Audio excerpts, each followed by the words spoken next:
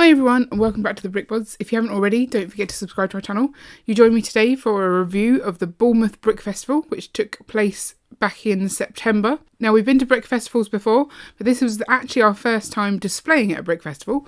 We've heard a lot of things about them, so we wanted to experience it firsthand, and this one was close enough that we felt we could go to that one. It was held in a different place to where we previously had visited. They had a Comic-Con running at the same time, so it was quite a large venue, and there did seem to be a good mix of MOCs to vendors. We actually had to take the kids with us because our childcare was unwell, so it was a bit of a frantic experience, and I did have to leave halfway through. So some of this footage Ian took for me, and it's a very different perspective from what I normally see because he's like a whole foot taller than me. So let's jump straight into the MOCs.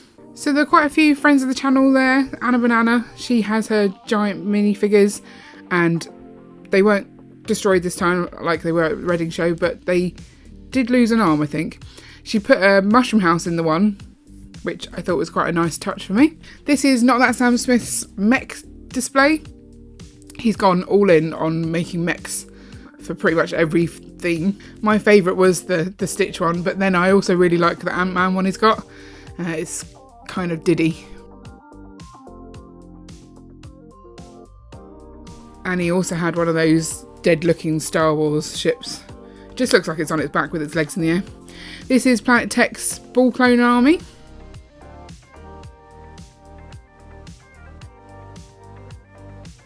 And I always love the colouring on these sets. And it's nice to see it on a table big enough for it this time. Tommy Seabricks was there as well with his massive Daily Bugle and some smaller vignettes and things.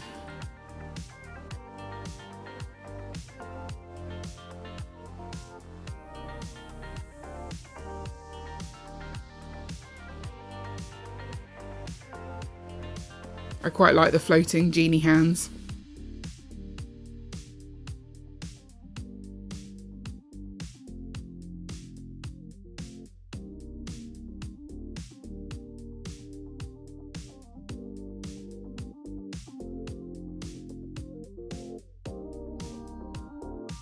This one looks like a Star Wars setup. I think this is Coruscant.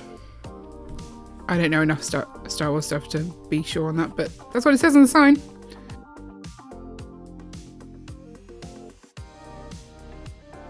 And again, some more Star Wars. I like the way they've displayed their event bricks on this one. It's always good when they make it part of the MOC itself.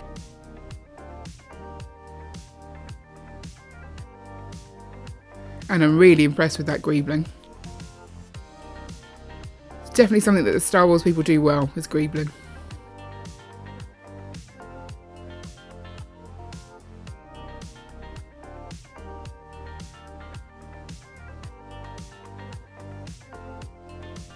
So we're coming to Planet Tech's table, and you can see there he was there.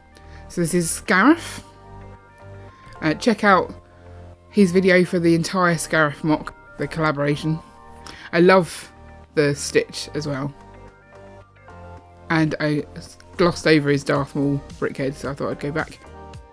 There we have an army of the dead skeletons, and this is a life-size bird bath. I want to say that's a Mandalorian. Or maybe Boba Fett. I don't know.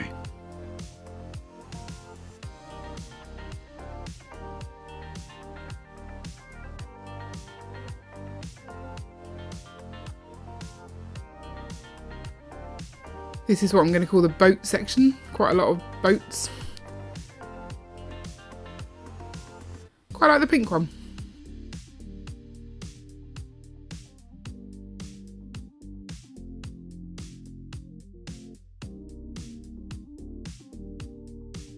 That's an 80/80 Walker mosaic. I eventually worked that out. And it's a shame that they hadn't got these mosaics standing up. They need to get a few more stands because I think that is a better way of displaying them. Whole bunch of construction vehicles here.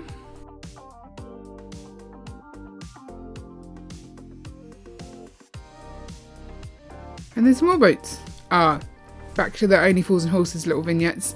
Seen these at quite a few shows, but I still love them. And the rotating Mr. Bean's house. There was a big table full of cars, quite a lot of minis. Is that a mini without a roof? Yeah, they're all minis, I've just decided. I'd like to say the purple one's my favourite, but I think it's the Union Jack. Giant money. It's always good to have giant money, although you need big pockets for that.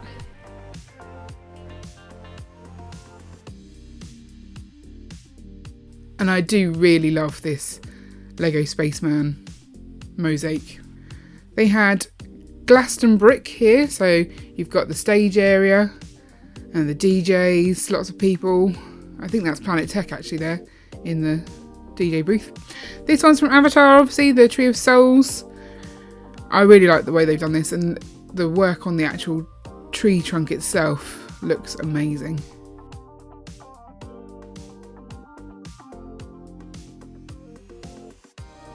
This looks like a western fort, maybe?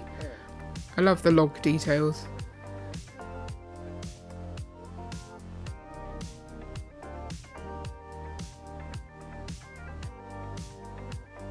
I've heard of the Concorde, but I've not heard of the Blackbird. This one's quite a fun little thing. Ian's style of filming is to go up close first and then move away, so I'm the other way around. But this is lots of roadrunners and Wile E. Coyotes in various stages of like fighting here.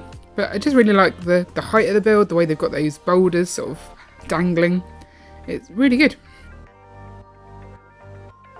Giant toothbrush. Not sure why you need a giant Lego toothbrush, but I guess it's promoting oral hygiene.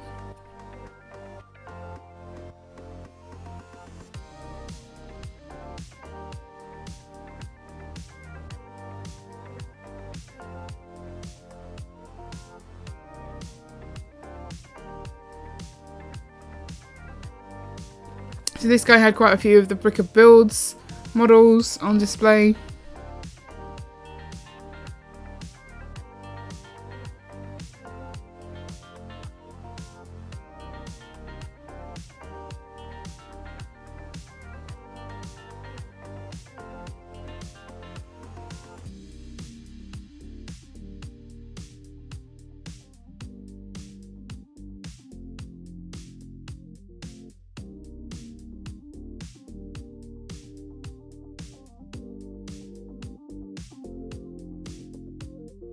This one had quite a few details underneath, but unfortunately the lighting did not capture it well.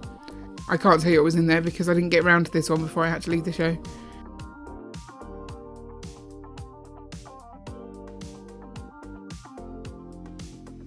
This guy was next to us at the show, Mark. He has a big Lego city, all the modulars and all the alternate builds of the modulars that you can find on Rebrickable. And he was struggling a little bit at this show because there wasn't a day before setup, so he had to do it all in the morning and he just didn't have enough time. Trying to get all of his minifigures placed is a lot of work, and so he needs really to have a little bit more setup time.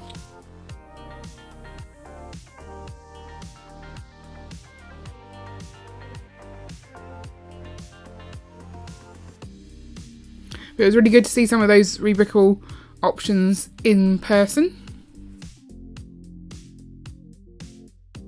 Now this is ours. Ian failed to capture the rest of our table, which is where, oh, you can just see it. Our daughter had brought a model along as well, and she had got quite a few compliments. It's a little butterfly field, and she'd used like the action pieces that we got in lug bulk, and she was so happy when people were complimenting her build. A whole bunch of pirate stuff here. Everyone loves pirates.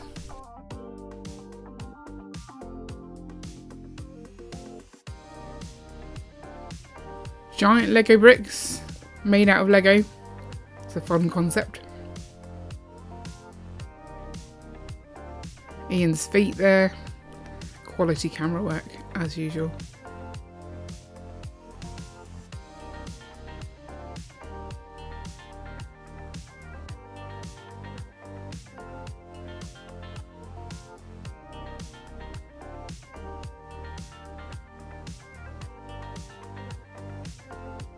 So you can see from the background here just sort of the scale of the hall that we were in. So there was a big, I'm going to say Mos Eisley scene, much bigger than the set you get. So lots of details in there for Star Wars fans, obviously. really big scene here.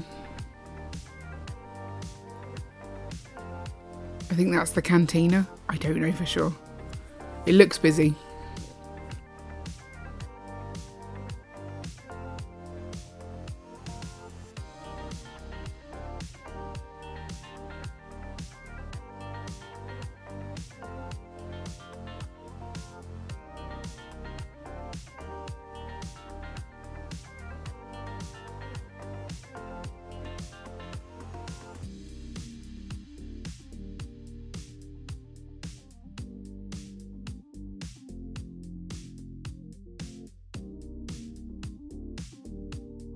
And here's those pinball machines that we've seen also at Steam, but we failed to capture the actual movement of it.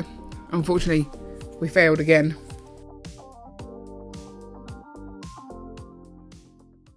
So, despite the craziness of the day for us, having to get kids to children's parties and spending 3 hours stuck in the New Forest trying to do that, the show itself, I thought was a really good one. I would have liked to have been able to look around a bit more and talk to a few more people, but it definitely felt like there was enough to see for the price tag.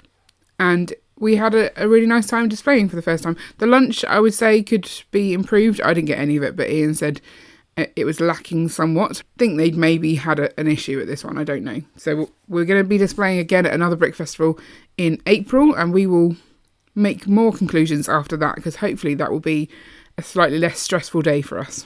But let me know what you thought of the MOCs on display at Bournemouth. Did you go to the show and enjoy it?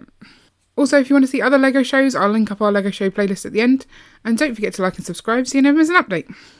See you later!